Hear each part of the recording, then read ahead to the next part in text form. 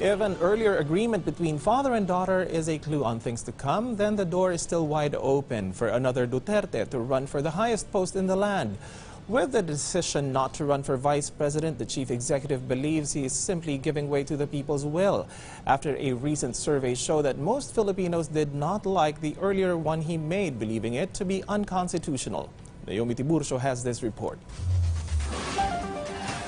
Sundin ko ang gusto ninyo. And today, I announce my retirement from politics. In a surprising turn of events, President Rodrigo Duterte changed his decision to run as vice president at the last minute and decided to retire from politics. The 76-year-old chief executive gave way for Senator Christopher Bongo to run instead as vice president for the PDP Laban Kusi faction. Senator Go earlier declined the party's nomination to run as president. President Duterte decided to retire after a social weather station survey was released. 60% of those surveyed says they feel like it's against the Constitution for President Duterte to run as vice president.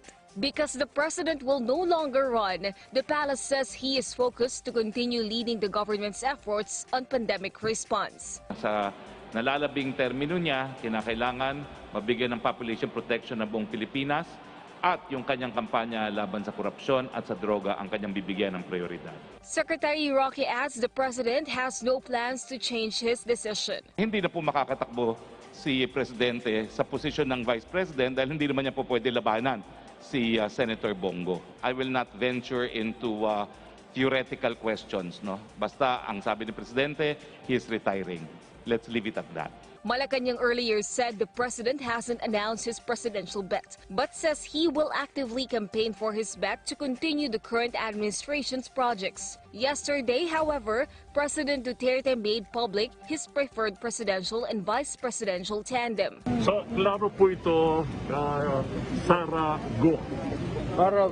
The chief executive says he has no idea when Mayor Sara Duterte Carpio will file her COC for presidency. Over the weekend, Mayor Sara filed for re-election as Davao City Mayor. The palace has this to say. He thinks it will be a Sara-Go tandem, but that is as far as the President is concerned. Now, alam ko po na nag-file naman siya ng Certificate of Candidacy, pero all lawyers know that all certificates of candidacy can be withdrawn. Naomi Tiburcio, for the Nation.